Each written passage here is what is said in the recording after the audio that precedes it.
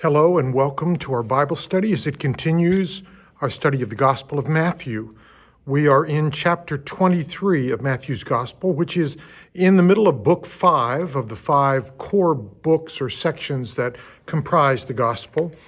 This is part 20 of our study. And we continue now, the first 7 verses of chapter 23. I'll read the text and then say a few words about it. Then Jesus said to the crowds and to his disciples, "The scribes and Pharisees sit on Moses' seat. Therefore do whatever they teach you and follow it. But do not do as they do, for they do not practice what they teach. They tie up heavy burdens hard to bear and lay them on the shoulders of others, but they themselves are unwilling to lift a finger to move them. They do all their deeds to be seen by others, for they make their phylacteries broad and their fringes long. They love to have the places of honor at banquets and the best seats in the synagogues, and to be greeted with respect in the marketplaces, and to have people call them rabbi." So, in these first 7 verses, Jesus denounces the Pharisees for their hypocrisy. This is not an invitation for the rest of us to be judgmental. Jesus calls them to judgment, but it's their actions that he challenges. And realizing that not all Pharisees were hypocrites then or now. Like Christians, they were a mixed bag of good and bad, of faithful and of not so faithful. But Jesus points out their significant shortcomings, and it could be a list for each of us: not practicing what you preach or teach, heavy obligations for others without helping them to bear the burden, public displays of honor, seeking to be well respected. And as we know from our previous studies, this is a real dangerous place. If we want to have the respect and put ourselves in those places of honor, it's a very long and quick fall from those places. Going on, chapter 23, verses 8 through 10, Jesus says, "But you are not called to be rabbi, or to be called rabbi." Let me just say this is small r rabbi, not the office of rabbi, but teacher.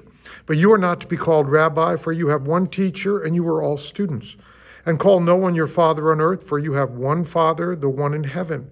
Nor are you to be called instructors, for you have one instructor, the Messiah."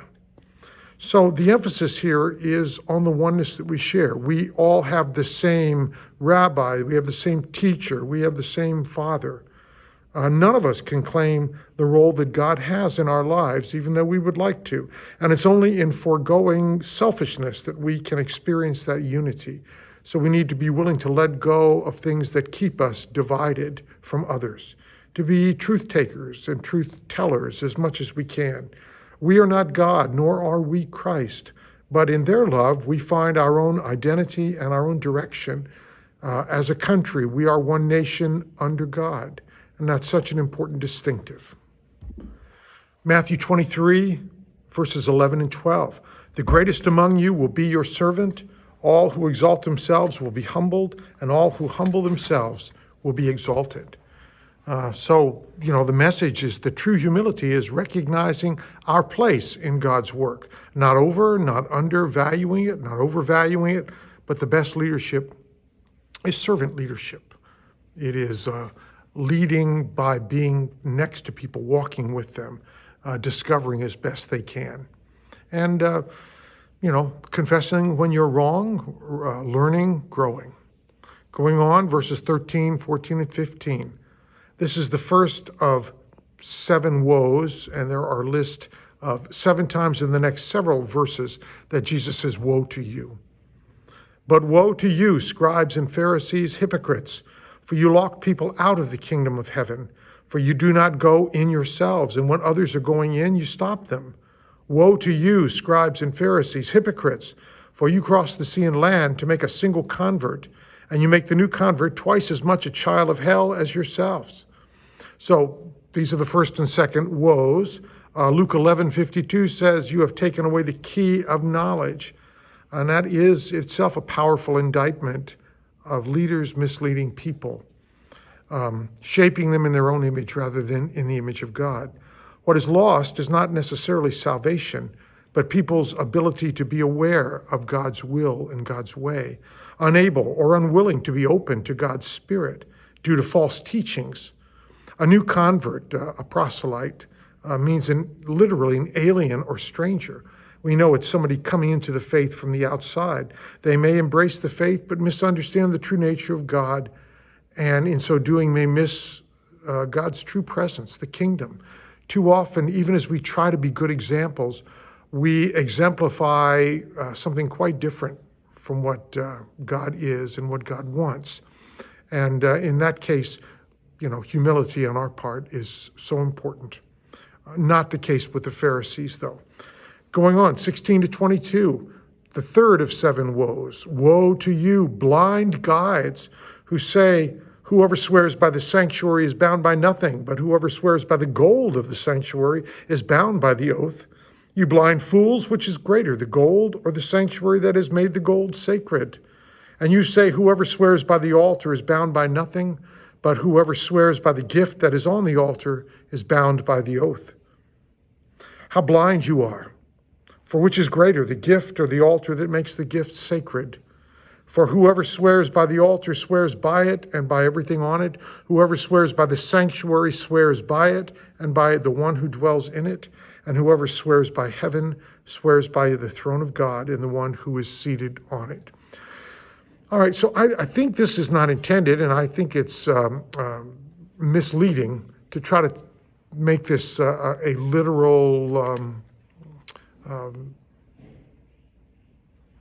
a literal command, series of commands about, the taking oaths by this and not that. I think the idea that Jesus is trying to get across is that an oath is a sacred commitment. We are committing ourselves. It doesn't matter what you swear by, but the swearing itself,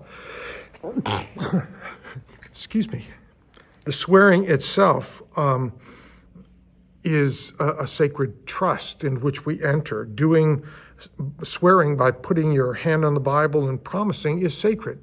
It doesn't matter what kind of Bible it is, but just saying the words, speaking, making your commitment is such an important thing. It's better far, though, Jesus says, not to swear oaths, but to pray and to let what we promise to do come out of our prayers and let that lead us.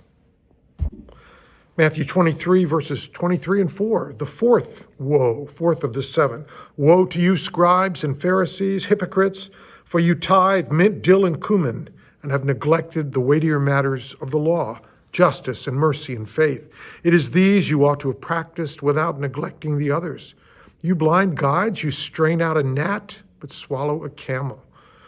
What a clear and graphic image that is, especially comparing meticulous tithing of each plant, every 10th leaf or something like that, while ignoring justice, straining out a gnat and swallowing a camel. Might we sometimes practice the same hypocrisy by being faithful to what we perceive as violations of God's law, and yet treating people judgmentally, condemning, turning away, or ignoring their needs? Matthew 23, verses 25 and 26, the fifth of the 7 woes. Woe to you, scribes and Pharisees, hypocrites, for you clean the outside of the cup and of the plate, but inside they are full of greed and self-indulgence. You blind Pharisee, clean first the inside of the cup so that the outside may become clean. So that image, it works well for the cup because there's an inside and the outside. Maybe not so well for the plate. Can't really clean the inside of the plate, but you clean the top and the bottom. But the idea is, if you clean the outside of the cup so it looks clean from the outside, but neglect to clean the inside, it can really be nasty. You wouldn't want to drink from that. This speaks to external piety in its many forms, and yet allowing evil, bitterness, hatred, a lack of compassion to fill us on the inside. Being religious, but not Christ-like. It's like letting the inside of the cup be dirty. Matthew 23, verses 27 and 8, the sixth of 7 woes. Woe to you, scribes and Pharisees, hypocrites, for you are like whitewashed tombs, which on the outside look beautiful, but inside they are full of the bones of the dead and of all kinds of filth. So you also on the outside look righteous to others, but inside you are full of hypocrisy and lawlessness. So taking that same image and carrying it another step forward, rather than a cup that's clean on the outside, dirty on the end, the image of tombs that are whitewashed and look lovely, clean, and immaculate on the outside. And yet we know the inside, that really gruesome and yet natural process of decay of the body is taking place. Tombs are whitewashed on the outside, yet inside filled with decaying remains, external piety. And that is the whole point, by religious leaders motivated by greed or avarice and the lust for wealth and power, rather than the strength, the cleanliness, the clarity of the Spirit on the inside, which shows through and transforms all. And then Matthew 23, 29 to 35. Woe to you, the seventh woe, scribes and Pharisees, hypocrites, for you build the tombs of the prophets and decorate the graves of the righteous. You say, if we had lived in the days of our ancestors, we would not have taken part with them in shedding the blood of the prophets. Thus you testify against yourselves that you are descendants of those who murdered the prophets. Fill up then the measure of your ancestors, you snakes, you brood of vipers. How can you escape being sentenced to hell? Therefore I send you prophets, sages, and scribes, some of whom you will kill and crucify, and some you will flog in your synagogues and pursue from town to town, so that upon you may come all the righteous blood shed on earth, from the blood of righteous Abel to the blood of Zechariah, son of Berechiah, whom you murdered between sanctuary and altar. So in this passage, Jesus presents more evidence of hypocrisy by the religious leaders, honoring the memory of prophets and yet acting like those who would kill the prophets themselves. In fact, killing the prophets that were in their own time, including, it would be Jesus. Real live prophets disturb the peace, and they challenge us to look at reality. And it's a painful process, and we often prefer dead prophets whose memories can be venerated, but who cannot disturb us anymore. In our own time, people like Martin Luther King Jr. are quoted and honored. We build statues to them, and we take holidays in their name, but we insulate ourselves against the power and the challenge of their words and their message. In their own time, they were hated and they were murdered. And yet the disturbance they make may well be our best hope. So this was what Jesus was saying, that the religious leaders, the Pharisees in this case, were claiming to honor the prophets even while they were the direct descendants of those who killed the prophets. And the final section, chapter 23, verses 36 to 39, Jesus says, truly, I tell you, all this will come upon this generation. Jerusalem, Jerusalem, the city that kills the prophets and stones those who are sent to it. How often I've desired to gather you, your children together as a hen gathers her brood under her wings, and you are not willing. See, your house is left to you desolate. For I tell you, you will not see me again until you say, blessed the one who comes in the name of the Lord. Very familiar and famous passage as Jesus prepares for Holy Week. Jerusalem, which is famous as the city of God's blessing, it's revered by Jews, by Christians, by Muslims as a city of God's own choosing. And yet this city has killed so many prophets, destroyed so many prophets, and Jesus' heart is broken. The home of the temple, God's dwelling place on earth, is killing God's own son. More even than lamenting his own fate, which I'm sure he must be at some level, Jesus mourns deeply at what Jerusalem has become. In the name of the people of God, it destroys the people of God. Would he weep less over the state of our faith today? A question we must ask ourselves and continue to ask as we do our best to move forward on the journey of life and the journey of faith.